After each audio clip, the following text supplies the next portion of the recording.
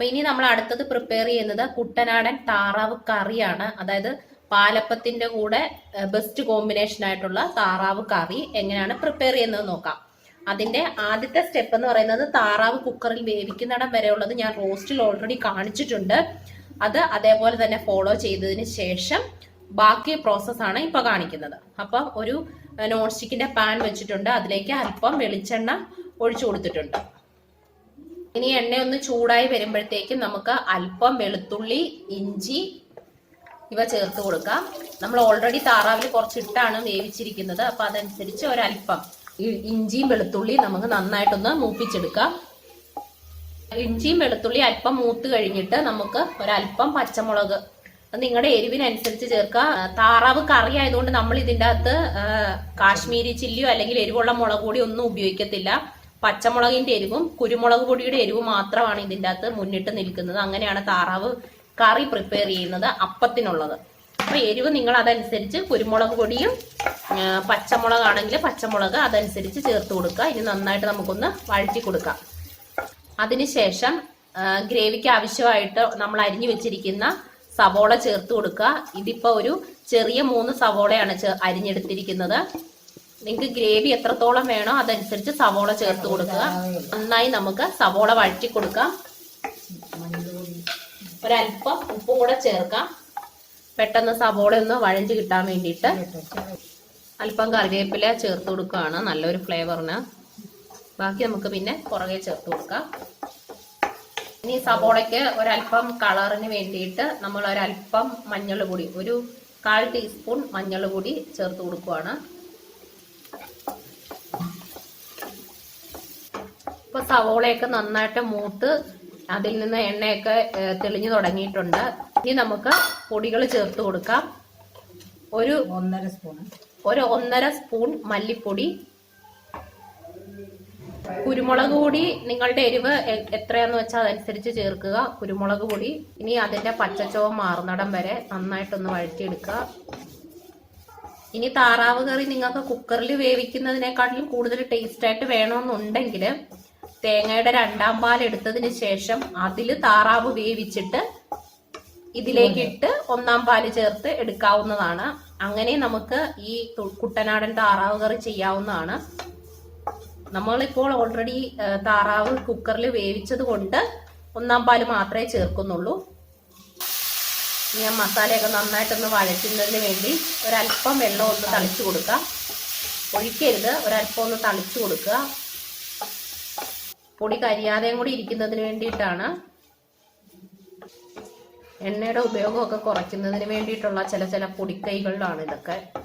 ഇപ്പൊ മല്ലിപ്പൊടിയുടെയും ആ കുരുമുളക് പൊടിയുടെയും ഒക്കെ ഒരു കുത്തൽ മണം മാറിയിട്ടുണ്ട്. ഇനി നമുക്കൊരല്പം ഗരം മസാല ഒന്ന് ചേർത്ത് കൊടുക്കാം. ഒരു 1/2 ടീസ്പൂൺ. അതും കൂടെ നന്നായിട്ട് അതിന്റെ കുത്തുമണം മാറുന്നിടം വരെ നമുക്കൊന്ന് വഴറ്റിയെടുക്കാം. നമ്മൾ ചേർത്ത പൊടികളുടെ എല്ലാ ഒരു പച്ച കുത്തലും മാറിയിട്ടുണ്ട്, നന്നായി വഴറ്റിയെടുത്തിട്ടുണ്ട്. ഇനി നമുക്ക് അതിലേക്ക് നമ്മൾ വേവിച്ച് വെച്ചിരിക്കുന്ന താറാവ് കുറേശ്ശെയായിട്ട് ചേർത്ത് കൊടുക്കാം.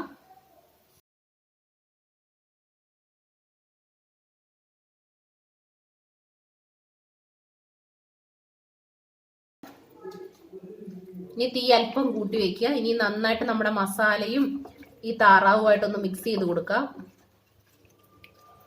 ആ മസാലയിലും ആ ഗ്രേവിയിലും കിടന്ന് ഒന്ന് ജസ്റ്റ് നമുക്ക് ആ കഷ്ണങ്ങളെ ഒന്ന് തിളപ്പിച്ചെടുക്കാം.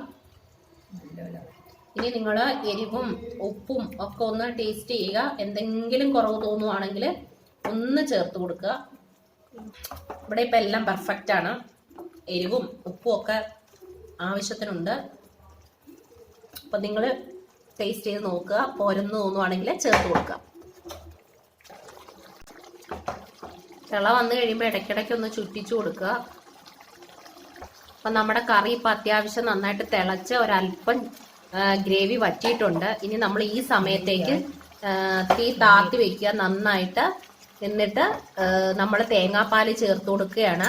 അരമുറി തേങ്ങ ചിരകിയതും അതിലേക്ക് 2 ഏലക്ക കൂടി ചേർത്ത് അരച്ച് പിഴിഞ്ഞെടുത്ത 1ാം പാലാണ് ഇപ്പൊ ചേർത്ത് കൊടുക്കുന്നത്. ഒരു നല്ല ഫ്ലേവർ കറിക്ക് കിട്ടാൻ വേണ്ടിയിട്ടാണ് നമ്മൾ തേങ്ങ അരയ്ക്കുന്ന കൂട്ടത്തിൽ ഒരു 2 ഏലക്ക കൂടി ചേർത്ത് അരയ്ക്കുന്നത്. ഇനി നിങ്ങൾക്ക് അവസാനം 2 ഏലക്ക പൊട്ടിച്ചിടണമെങ്കിൽ അങ്ങനെയും ചെയ്യാം. ഇനി നമുക്ക് തേങ്ങാപ്പാൽ ഒഴിച്ചു കൊടുത്തിട്ടുണ്ട്. കറി ഇനി തിളക്കരുത്. 1-ാം പാല് ചേർത്ത് കഴിഞ്ഞിട്ട് നന്നായിട്ടൊന്ന് ഇതുപോലെ ചുറ്റിച്ചു കൊടുക്കുക. അങ്ങനെ മുഴുവൻ തേങ്ങാപ്പാലും ചേർക്കുകയാണ്. ഇനി നന്നായിട്ടൊന്ന് ചുറ്റിച്ചു കൊടുക്കുക. കട്ടിപ്പാലാട്ടോ. 1-ാം പാലാണ്. നല്ല കട്ടിയായിട്ടുള്ള തേങ്ങാപ്പാലായിട്ട് ഒരുപാട് വെള്ളം ചേർത്ത് അരക്കരുത്. നല്ല കട്ടിയായിട്ട് തന്നെ പാലെടുക്കാനായിട്ട് ശ്രദ്ധിക്കുക. ഇനി നന്നായിട്ടൊന്ന് ചുറ്റിച്ചു കൊടുക്കുക. ഇനി നിറയെ കറിവേപ്പിലയും കൂടെ തൂക്കി കഴിയുമ്പോൾ നമ്മുടെ കുട്ടനാടൻ താറാവ് കറി അപ്പത്തിന്റെ കൂടെ ബെസ്റ്റ് കോമ്പിനേഷനായ അപ്പം ബ്രെഡ് പൊറോട്ട, എന്നാലും കള്ളപ്പമാണ് അതിന്റെ ബെസ്റ്റ് കോമ്പിനേഷൻ. പാലപ്പവും താറാവ് കറി അതാണ് അതിന്റെ ബെസ്റ്റ് കോമ്പിനേഷൻ. അപ്പൊ നിങ്ങൾ എല്ലാവരും ട്രൈ ചെയ്ത് നോക്കുക. ട്രൈ ചെയ്തിട്ട് അഭിപ്രായം പറയുക. നമുക്ക് അടച്ച് ഒരു 5 മിനിറ്റ് ആ കറിവേപ്പിലയുടെ മണമൊക്കെ അങ്ങോട്ട് ഇറങ്ങാനായിട്ട് ഒന്ന് അടച്ചു വെക്കാം. അപ്പം നിങ്ങൾക്ക് എല്ലാവർക്കും ഇന്നത്തെ റെസിപ്പി ഇഷ്ടപ്പെട്ടെന്ന് വിചാരിക്കുന്നു. നമുക്കിനി ഇതൊരു സെർവിങ് ബൗളിലേക്ക് മാറ്റാം. അപ്പൊ ദാ നമ്മുടെ ടേസ്റ്റി ആയിട്ടുള്ള കുട്ടനാടൻ താറാവ് കറി റെഡി ആയിട്ടുണ്ട്. കള്ളപ്പത്തിന്റെ കൂടെ ബെസ്റ്റ് കോമ്പിനേഷൻ ആണ്. നിങ്ങൾ എന്തായാലും ട്രൈ ചെയ്യണം. 2 റെസിപ്പി അപ്ലോഡ് ചെയ്തിട്ടുണ്ട്. അപ്പൊ നിങ്ങൾക്ക് ഇഷ്ടപ്പെട്ടെന്ന് വിചാരിക്കുന്നു. ഇഷ്ടപ്പെട്ടാൽ ലൈക്ക് ചെയ്യാനും ഷെയർ ചെയ്യാനും സബ്സ്ക്രൈബ് ചെയ്യാനും മറക്കരുത്. വീണ്ടും അടുത്ത റെസിപ്പിയിലൂടെ നമുക്ക് കാണാം.